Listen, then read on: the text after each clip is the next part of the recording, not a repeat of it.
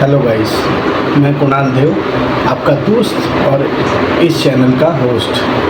आज मैं आपके लिए एक वीडियो लेके आया हूँ। इसके लिए मैंने बहुत मेहनत की। तो वीडियो जीएसटी रजिस्ट्रेशन के ऊपर है कि हम जीएसटी का रजिस्ट्रेशन कैसे कर सकते हैं। अच्छा, एक चीज़ ये है कि आप अगर जीएसटी का रजिस्ट्रेशन बाहर से कराने जाएंगे तो कम से कम आपको 2,000-2,500 रुपये लगेंगे।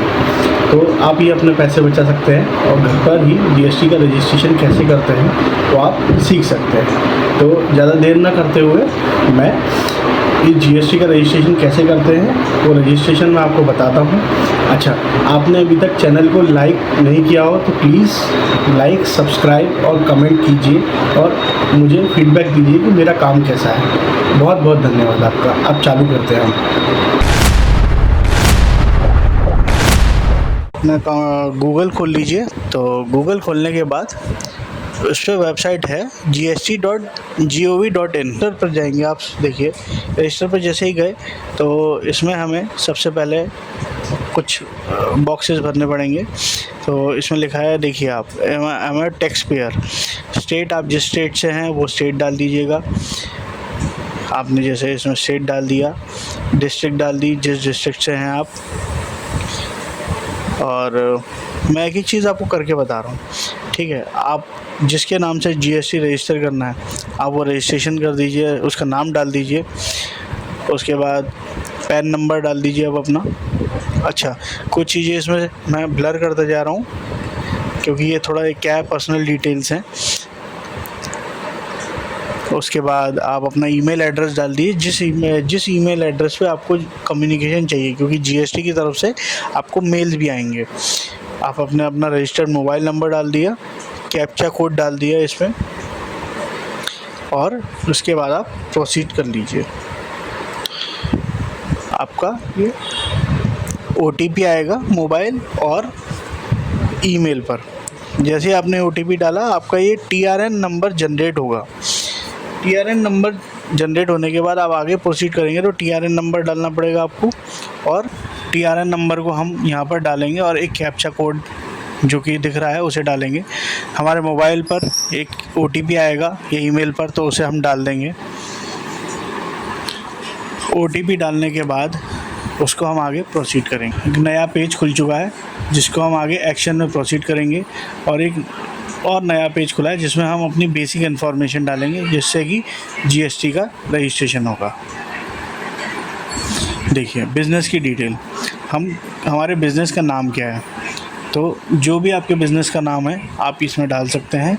हाँ, बिज़नेस का नाम डालने के बाद एक बार उसे क्रॉस चेक ज़रूर कर लें, क्योंकि वही बिज़नेस का नाम जीएसटी के अंदर रजिस्टर्ड हो जाएगा। उसके बाद आपका बिज़नेस किस टाइप का है, आप प्रोपराइटर हैं, मतलब सिंगल पर्सन हैं, अपनी फर्म चलाने वाले, तो आप प्रोपराइटर डालें, या इसमें और भी ऑप्शंस आते हैं, वो ऑप्शन में से आप सिलेक्ट करके डाल सकते हैं। हमने प्रोपराइटर डाला। उसके बाद हम इसे और आगे बढ़ाएंगे। आप जिस भी जगह के रहने वाले हैं उस डिस्ट्रिक्ट में वो डाल दीजिए। इसके अलावा आप और नीचे आएंगे,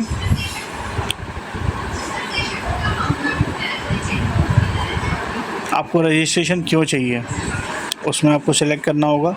तो हमने सेलेक्ट किया selling through e commerce portal. आपको बिज़नेस कब से चालू करना है ये डेट आएगी इसमें, इस कॉलम में।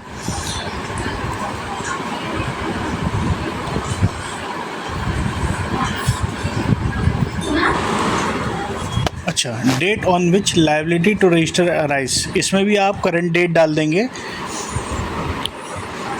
उसके बाद उसे सेव एंड कंटिन्यू करेंगे।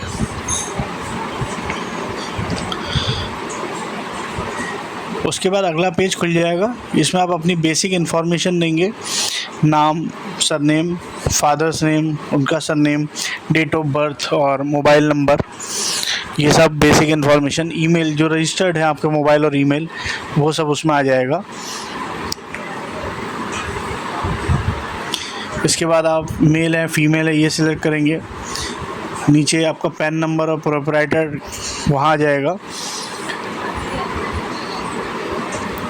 उसके अलावा जो हम बेसिक एड्रेस प्रूफ, तो एड्रेस हम लोग इसमें फीड करेंगे, आप एक्चुअल में कहाँ रहते हैं, और जिसके नाम से जीएसटी का रजिस्ट्रेशन होना है उसका फ़ोटो लगेगा। यहाँ पर सेम हमारा पूरा नाम, सरनेम, पूरी डिटेल्स फिर वही जैसे हमने पिछली बार भरी थी, registered email address, registered mobile number, male है फीमेल है वह डलेगा। इसके अलावा फिर वही प्रोप्राइटर और पैन नंबर ये भी डलेगा, साथ में हमारा एड्रेस डलेगा। ये देखिए,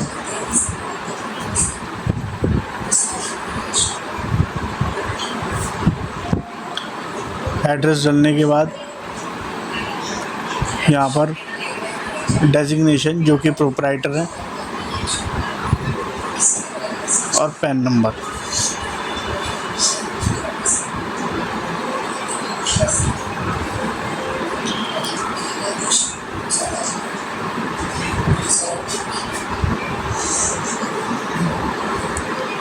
अच्छा, एक चीज़ ऑथराइज सिग्नेटर है, ये मैं आपको बताना भूल गया था। इसके लिए वापस से हमें लास्ट पेज पे जाना पड़ेगा।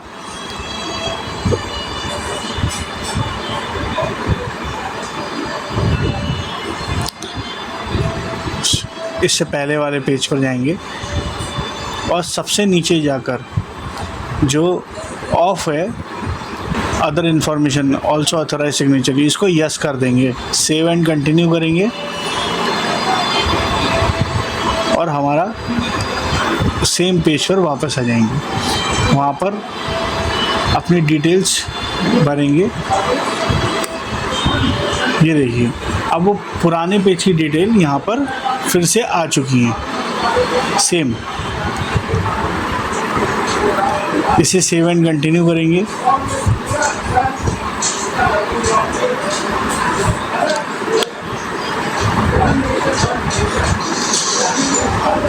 इसको भी सेव एंड कंटिन्यू कर देंगे, यहाँ हमें कुछ काम नहीं है।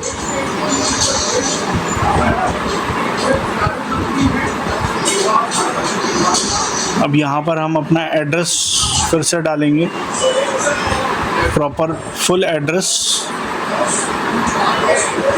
आप किस ज्यूरिडिक्शन में आते हैं, कमिश्नरेट आपका क्या लगता है, ये सब डिटेल्स आपको भरनी होंगी। आपका registered email address, registered phone number, mobile number, ये सब लगेगा। इसके अलावा जो इलेक्ट्रिसिटी बिल वगैरह जो आपका डॉक्यूमेंटेशन आप इसमें लगाने वाले एड्रेस, ये भी लगेगा। मैंने अदर सिलेक्ट करा है, इसमें मैंने selling through e commerce portal ये डाला है और इसे सेव एंड कंटिन्यू कर दिया। आगे फिर हम कंटिन्यू करेंगे। यहाँ पर हम जो भी सामान बेचना चाहते हैं जिसके लिए हमें जीएसटी चाहिए उसका HSN कोड डलेगा और फिर हम उसे सेव एंड कंटिन्यू करके आगे बढ़ जाएंगे। कौन ओन कर रहा है इस प्रॉपर्टी को वो डलेगा। इसके अलावा हमारा इलेक्ट्रिसिटी कंज्यूमर नंबर, क्योंकि हमने इलेक्ट्रिसिटी बिल लगाया है। अब हम उसे सेव एंड कंटिन्यू करेंगे और आगे बढ़ेंगे। अब आप देख सकते हैं कि ऊपर हमने यस सिलेक्ट करके रखा है क्योंकि हमें आधार ऑथेंटिकेशन कराना है। इसमें दो चीज़ें हैं, या तो हम घर बैठ के आधार से ऑथेंटिकेशन करा सकते हैं अपना, या फिर हमें आधार जीएसटी सुविधा केंद्र जाना पड़ेगा, वहाँ पे हमारा फेस स्कैन वगैरह वो सब होगा। तो ये आपके ऊपर डिपेंड करता है कि आपको क्या करना है। मैंने इसमें आधार का सिलेक्शन करा हुआ है, इसीलिए ऊपर यस सिलेक्ट करा। आधार सिलेक्शन से मुझे मेरे पास एक मेल आएगा, उसको मैं क्लिक करके उसमें मुझे अपनी आधार की लिंक्स डिटेल्स डालनी होगी। उसके बाद मेरा ऑथेंटिकेशन और वेरिफिकेशन हो जाएगा। तो ये वही ओके करने के बाद मेरे पास ये ऑथराइज सिग्नेटरी के लिए वापस मांग रहा है, तो मैं वापस पीछे की तरफ जाऊंगा ऑथराइज सिग्नेटरी के लिए और यहाँ पे प्राइमरी ऑथराइज सिग्नेटरी पे यस कर दूंगा, टिक मार्क कर दूंगा। टिक मार्क करने के बाद ये सारी डिटेल्स मैं सेव एंड कंटिन्यू करूंगा।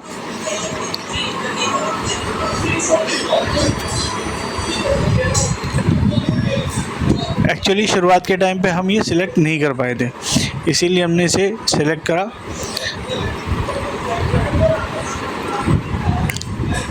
अब इसे हम सबमिट कर देंगे।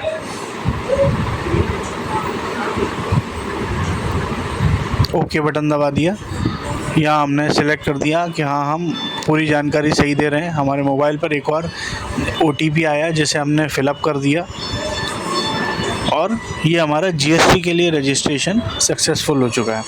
अब हमारे ईमेल पर ARN नंबर जनरेट कराने के लिए पहले आधार का KYC करना होगा हमें। तो इसके बाद हमारे रजिस्टर्ड ईमेल आईडी पर एक मेल आएगा GST की तरफ से और उसमें लिखा होगा कि अब आप अपना आधार नंबर eKYC के थ्रू इसमें रजिस्टर करिए। आधार नंबर से KYC होगी आपकी। KYC होने के कुछ समय बाद, मुश्किल से एक दिन लगेगा आपको, उसमें आपको ARN नंबर जनरेट होगा। उस ARN नंबर से आप अपना रजिस्ट्रेशन ट्रैक कर सकते हैं। रजिस्ट्रेशन ट्रैक करने के साथ साथ ARN नंबर के साथ साथ एक और ईमेल आएगा आपके पास कि आपका GST रजिस्ट्रेशन पूरा हो चुका है। GST नंबर आ जाएगा आपके पास। इसके बाद आपके पास एक मेल ये कहते हुए आएगा, उसमें लिखा होगा कि अब आपको अपना बैंक अकाउंट इसमें रजिस्टर करना है। बैंक अकाउंट चाहे आपका करंट अकाउंट हो चाहे सेविंग अकाउंट हो, उसकी डिटेल्स आपको अपने GST रजिस्ट्रेशन के अंदर ऐड करनी होगी और इसके साथ आपका रजिस्ट्रेशन कंप्लीट हो जाएगा। मैंने इसकी एक सेपरेट वीडियो इसलिए नहीं बनाई क्योंकि उसमें मेरी पर्सनल डिटेल्स थी। तो ये बहुत इजी प्रोसेस है, आप एक बार पढ़ेंगे आपका अपने आप आपको समझ में आ जाएगा। तो इसी के साथ मैं अपना वीडियो एंड करता हूँ और एक बार और बोलना चाहता हूँ कि प्लीज़ लाइक, सब्सक्राइब और कमेंट कीजिए और मुझे फीडबैक दीजिए। Thank you.